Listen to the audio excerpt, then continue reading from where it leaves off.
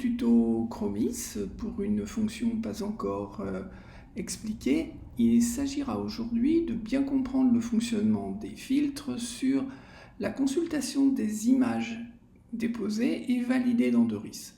Pour ça, nous allons descendre tout en bas de l'écran pour prendre j'étais trop loin, le dernier choix du menu qui sont Photo Chromis.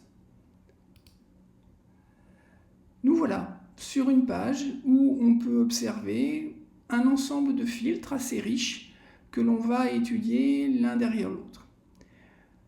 Quand on recherche une image, c'est généralement pour préparer un cours ou illustrer un exposé. Sachez de toute façon que ces photos validées dans Chromis sont disponibles pour tout usage fédéral et pédagogique. Donc n'hésitez pas à les charger, à les utiliser, tant qu'on reste dans cet usage. Bien évidemment, pas d'usage commercial autorisé, c'était prévisible, c'est bien dans l'esprit fédéral que l'on veut conserver cette base de photos. Commençons par le premier critère, l'espèce. Par exemple, on va chercher les images de l'ange français, une espèce bien connue aux Antilles. Mais si j'avais voulu plutôt le trouver avec le nom scientifique, il suffit de taper le début et vous voyez qu'apparaissent tous les Pomacanthus, qui sont tous les poissons-manges, et c'est celui-là qui m'intéresse, le premier. Je clique en appuyant sur Filtrer, ici, et très vite apparaissent un ensemble de photos d'anges français, sous toutes les positions, de plus ou moins près. Voilà. J'en ai choisi une qui m'intéresse et je vais décider que ce soit celle-là que je vais utiliser. Pour la voir en plus grand, il suffit que je clique dessus, clic gauche, et je la vois en plein format, plein écran. Si effectivement c'est bien celle-là que je veux utiliser, cette fois-ci c'est clic droit, et là je fais enregistrer l'image. Et je vais aller la sauvegarder sous son nom. Après, vous pouvez l'appeler comme vous voulez. Là, je vais l'appeler Ange français et je la range dans une bibliothèque, peu importe. Voilà, elle est sauvegardée. Comme expliqué au départ, vous pouvez l'utiliser pour tout usage autorisé. Mais, s'il vous plaît, vous ne touchez pas au copyright qui se trouve en bas où on mentionne le nom de Chromis et de l'auteur. C'est du droit français, mais en plus c'est de la politesse et du savoir-vivre par rapport aux auteurs qui ont déposé leurs images ici de façon gracieuse. Merci pour eux. Si maintenant je ne veux m'intéresser qu'aux images d'une personne, par exemple, je vais prendre les miennes, comme ça je ne vais pas m'embêter. Je cherche Hirodo, voilà. Je me trouve dans la liste et je filtre. Voilà mes photos d'anges français, mais que les miennes. Bien sûr, il y en a moins.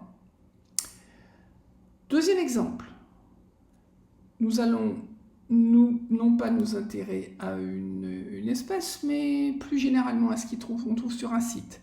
Là, par contre, j'ai besoin d'effacer la zone espèce. Pour ça, et ça marche comme ça dans toutes les zones de ce filtre, il me faut remonter tout en haut et cliquer sur la ligne blanche qui se trouve au tout départ. Il n'y a pas d'autre moyen pour effacer une zone avec un remplissage automatique. Je vais m'intéresser à un site. Par exemple, le site La Caille, qui est un site aussi des Caraïbes sur lequel on trouve des anges français. Je m'intéresse toujours qu'à mes photos. On filtre. Et là, je vais voir apparaître un ensemble de photos prises sur ce site de toute nature et on se rend compte qu'on a tous les embranchements possibles et imaginables. On a des mollusques, on a des vers, on a des crustacés. Bien. Par contre, je ne veux m'intéresser qu'aux arthropodes, nos crustacés et autres. Voilà, je choisis arthropodes dans l'embranchement, je refiltre, nouvel affichage, bien sûr, il y a moins d'images, et on va y trouver beaucoup de crevettes, probablement une langouste ou deux qui doit traîner quelque part, des petites araignées. Bon, faune traditionnelle des bords de côte en Caraïbes. Vous voyez que ça marche assez bien. Il n'y a pas de souci à se faire, le temps de réponse est rapide, ça fouille parmi presque 19 000 photos à ce jour. Ça monte régulièrement, surtout bien sûr en saison de plongée, automne, été.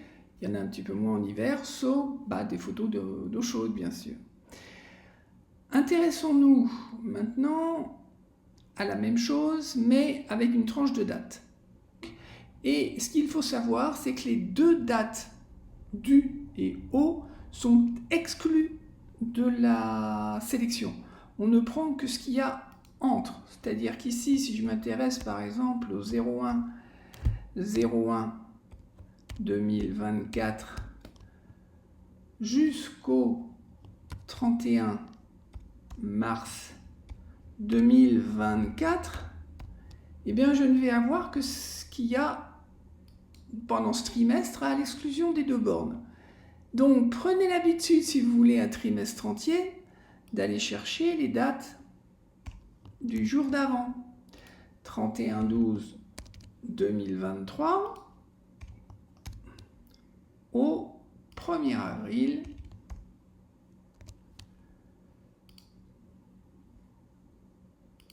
Vous voyez que je peux aussi utiliser le petit calendrier, le 1er avril 2024. Je refiltre. Voilà les images sélectionnées.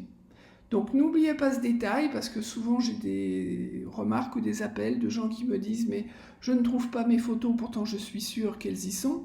Très souvent ils font l'erreur de sélectionner sur le jour de leur plongée, donc ils sont sûrs d'avoir fait ces images, mais il se trouve que si on met que le jour, on ne trouve rien parce que le jour est exclu. Donc n'oubliez pas de prendre un jour en moins et un jour en plus pour bien trouver la tranche de date que vous souhaitez. Dernière remarque sur les deux zones que l'on n'a pas regardées. Caractère remarquable des espèces, utile si vous ne cherchez par exemple que des espèces correspondant à un réseau, alien par exemple. Alors bien sûr, je ne vais pas m'intéresser à ce site-là. Ici, même souci, il faut que je remonte en première ligne pour cliquer ici pour effacer. Donc je vais m'intéresser à toutes les photos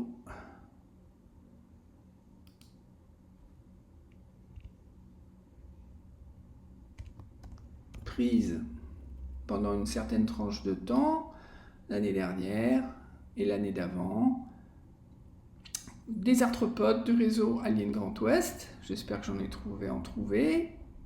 Il n'y en a pas. Voilà ce qui apparaît quand votre résultat de recherche est vide. Donc on va plutôt s'intéresser non pas à des arthropodes, mais je ne sais pas, mettons à des cnidaires qui sont peut-être plus fréquents. Et ben voilà, il y en a un, d'accord ? Un cordylophore de la Caspienne, qui est effectivement une espèce exotique envahissante, espèce suivie par le réseau Alien Grand Ouest sur les côtes bretonnes et ligériennes. Strictement le même raisonnement sur les caractéristiques remarquables du site. Par exemple, tout à l'heure, on était aux Caraïbes, j'aurais pu ne m'intéresser qu'à des sites qui se trouvent dans le parc national, si jamais c'est une demande du parc ou de gens qui travaillent sur des projets de cette nature. Voilà, je vous ai à peu près tout dit sur cette recherche, pas bien compliquée à utiliser, mais il y avait quelques petits trucs à savoir pour utiliser les zones au mieux. Je vous remercie. À très bientôt pour une autre consultation Chrobis et donc un autre tuto.